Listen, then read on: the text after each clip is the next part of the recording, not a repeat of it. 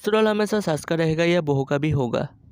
घर में अगरबत्ती की खुशबू और पूजा की घंटियों की आवाज़ से मानो सकारात्मक विचार अंदर आ रहे थे और नकारात्मक विचार बाहर जा रहे थे। नैना सास ससुर के आशीर्वाद लेते हुए बोली, लीजिए मम्मी जी, प्रसाद लीजिए और बताइए आज क्या खाएंगी। नैना की सास कमला जी बोली, बहू आज क्या खास बात है जो तुमने प्रसाद में हलवा बनाए हो। तब तो आज रसोई में घी खत्म हो गई होगी। तुम्हें पता है कि घी कितनी महंगी आती है। अरे प्रसाद चढ़ा नहीं था तो बतासे चढ़ा देती। ऐसा क्या था कि आज हलवा बनाए हो। नैना मुस्कुराकर बोली, मम्मी जी आप भूल गई, आज हमारी शादी की सालगिरह है। ये तो यहाँ नहीं है तो मैंने सोचा कि भगवान को प्रसाद चढ़ा देती हूँ। और आप चिंता मत कीजिए, ज़्यादा घी इस्तेमाल नहीं की हो, बस इतना ही प्रसाद बनाए हो कि सब खाकर खत्म कर दे। इतना कहकर दुखी मन से नैना रसोई में चले गई। नैना के ससुर विकास बाबू बोले, तुमसे दूसरों की खुशी देखा नहीं जाती। अरे ये कोई गैर नहीं, तुम्हारी बहू है और इस घर पर जितना तुम्हारा अधिकार है उतना ही उसका भी है। कल तक तुम इस घर की बहू थी, आज वो है। ये हलवा किसी और के लिए नहीं, परिवार के लिए बनाई हो। इतना कहकर बाहर धूप में बैठने चले गई। नैना हमेशा सोचती कि जब भी उसके पति उसके साथ होते तो सब बहुत ढंग से पेश करते और उनके जाते ही मानो वही चेहरे अनजान क्यों बन जाते हैं। नैना के पति मनोहर ने कहा था, कुछ पैसे जमा कर लेता हो तो तुम्हें भी साथ ले जाऊंगा। नैना सुबह से शाम तक घर के कामों में लगी रही थी और उस घर को अपना समझकर सजाती थी। आखिर बिना पति के उस घर में उसका मन ही नहीं लगता है, तो खुद को वो ऐसे ही व्यस्त रखती थी। एक रोज नैना ड्राइंग रूम को खूब अच्छे से सफाई की और कुछ फेरबदल किए, जिसे देखकर वो बहुत खुश हो रही थी। तभी कमला जी आई और बोली, बहू मुझसे पूछे बिना कोई सामान इधर उधर मत क्या करो। समय बीतता गया, दिन ऐसे ही नई नई घटना होती रही थी। एक दिन नैना ने गट्टे की सब्जी इतनी अच्छी बनाई कि सब ने पूरा खत्म कर दिया। फिर भी वो खुश थी कि सबको पसंद तो आए। उसने अपने लिए थोड़ी सी भाजी बना ली और जैसे ही खाने बैठी कमला जी बोली, बहू तुम तो बड़ी चटोरी हो, अपने लिए अलग सब्जी बनाए हो। उन्होंने एक बार भी ये नहीं पूछा कि तुमने गट्टे की सब्जी क्यों नहीं ली और चार बार सुनाकर चलेगी। नैना ने आंसू के संग खाना खाया और रोते रोते सो गई। रात को मनोहर का फोन आया तो वो नैना की आवाज़ सुनकर बोला, कुछ हुआ है क्या। बहुत पूछने पर भी उसने कुछ नहीं बताया, बस इतना ही कहती, आप जल्दी से आ जाना। तो मनोहर बोले, मुझे माफ़ कर दो, मेरी वजह से तुम्हें उस घर में परेशानी हो रही होगी। मैं माँ को अच्छे से जानता हूँ, उसका स्वभाव बहुत अच्छे से मैं पहचानता हूँ। पता नहीं वो क्यों नहीं समझ रही कि कल तक वो उस घर का बहू थी, अब वो घर तुम्हारा भी है। तुम चिंता मत करो, मैं जल्दी ही तुम्हें लेने आऊँगा। एक दिन नैना अपने कपड़े अपने अलमारी में रखकर बंद कर रही थी। कमला जी बोली, बहू तुम अपनी अलमारी में ताला क्यों लगाती हो। क्या तुम्हें किसी पर शक है या हम सब क्या चोर है जो ताला लगा कर रखती हो।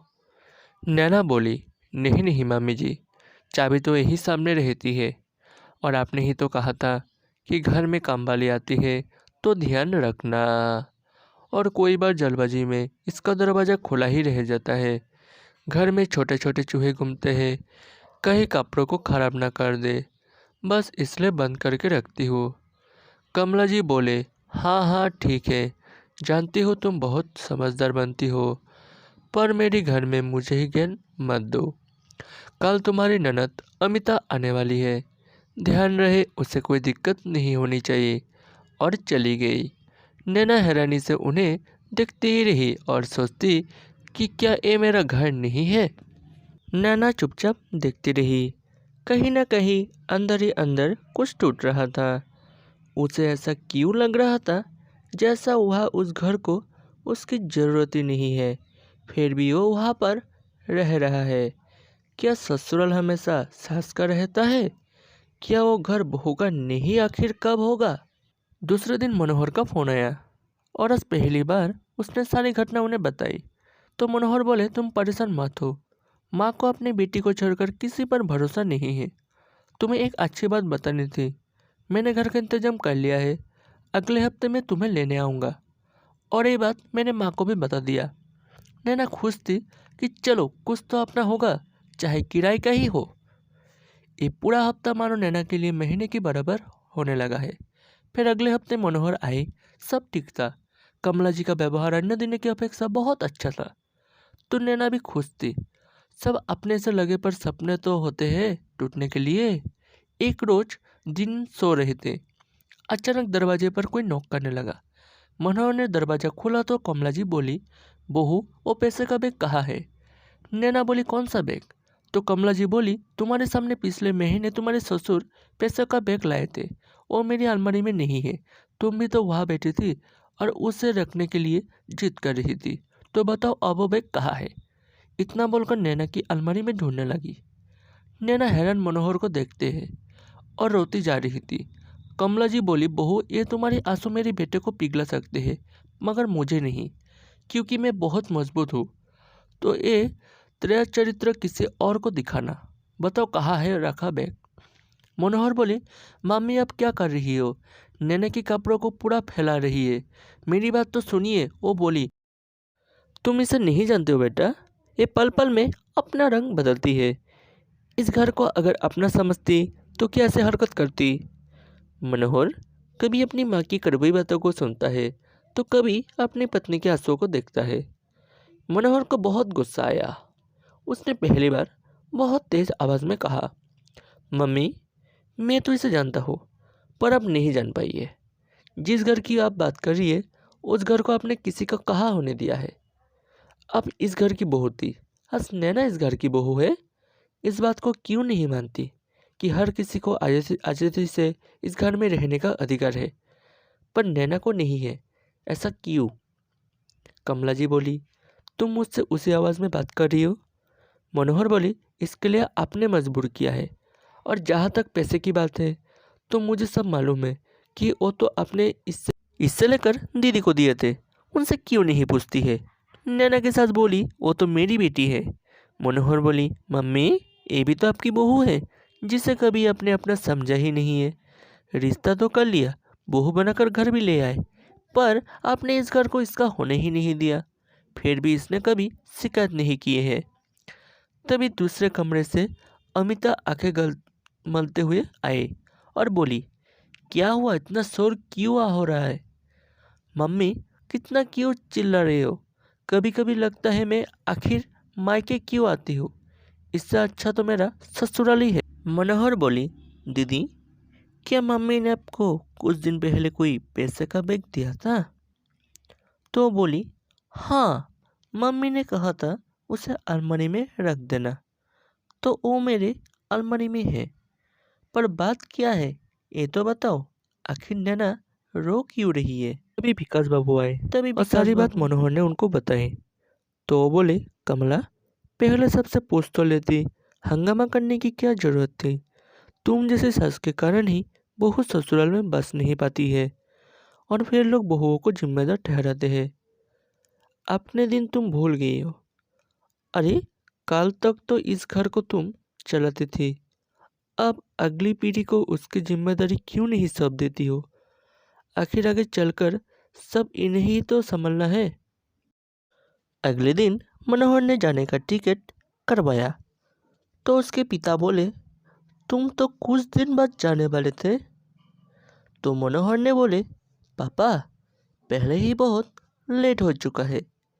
मैं इसे यहाँ छोड़ा था कि ये सुरक्षित है, पर परिवार में रहकर जब इसके आंसू रुकते ही नहीं है तो यहाँ रहकर क्या फ़ायदा? और यहाँ पर वो क्या ही करेगा?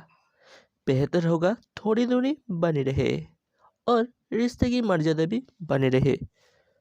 शाम में दोनों निकलने की तैयारी करने लगे तो नैना बार बार घर को देख रही थी। तो मनोहर बोले, तुम तो मेहमान हो इस घर की, तो मेहमान कभी कभी आते तभी सम्मान मिलता है। अब चलने की तैयारी और अपने घर के रास्ते का सफ़र तय करते हैं। जिस रोज़ इस घर के लोगों तुम्हें अपना लगे और तुम्हारा अधिकार देंगे, उस दिन आप लौट आएंगे। विकास बाबू कमला जी से बोले, कमला वक्त रहते ही अपने भूल सुधार लो, क्योंकि बेटी तो मेहमान है, वो अपने घर चले जाएगी। जो इस घर की लक्ष्मी है उसे तुम जाने दे रही हो। क्या इसी दिन के लिए तुम ब्रेनबाजी के साथ उसे बहू बनाकर लाई थी? ऐसा ना हो कि दोनों में से किसी का सुख ना मिले, फिर रोती रहना इतने बड़े घर में अकेले। थोड़ी देर बाद अमिता बोली, मैं भी चलती हूँ। आखिर मैं इस घर की मेहमान हूँ, क्योंकि मेरा अपना घर तो मेरा ससुराल है। सच बताओ तो मुझे यहाँ से ज़्यादा अच्छा ससुराल में लगता है। आशा करता हूँ आप भी भाभी को यही एहसास और यह अधिकार देंगे जो आपकी बेटी को ससुराल में मिला है।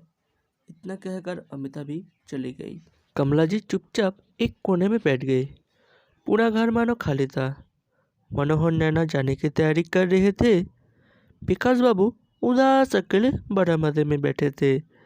उन्हें उदास देखकर कमला जी नैना के कमरे में जाकर बोली, बहू, मुझे अपने बर्ताव पर शर्मिंदगी महसूस हो रही है। सच कहते हैं, सब काल तक मैं इस घर की बहू थी, अब तुम हो। इस तरह से रूठ कर मत जाओ, वरना मैं खुद को कभी भी माफ नहीं कर पाऊंगा। इतना कहकर कमला जी की आंखें भर आई। नैना से रहा नहीं गया। वो कमला जी को गले लग गई और बोली, मम्मी जी, मैं आपको माँ जैसी समझती हूँ। आपने मुझे अपना माना, इससे ज़्यादा मुझे कुछ और नहीं चाहिए। तभी मनोहर बोले, माँ, हम यहाँ से जाएंगे, पर वापस लौटकर आने के लिए थोड़ी सी दूरी जरूर आई है, पर रिश्ता टूटा नहीं है। आज आपकी बहू अपना अलग घर बसाने जा रही है, तो आप आशीर्वाद दीजिए कि वो भी एक अच्छी गृहिणी बने। तभी तो जब लौटकर आएगी तो यह सब संभालेंगे। वक्त लगा, लेकिन कमला जी को एहसास हुआ कि ससुराल हमेशा सास का नहीं बल्कि एक दिन बहू का हो जाता है।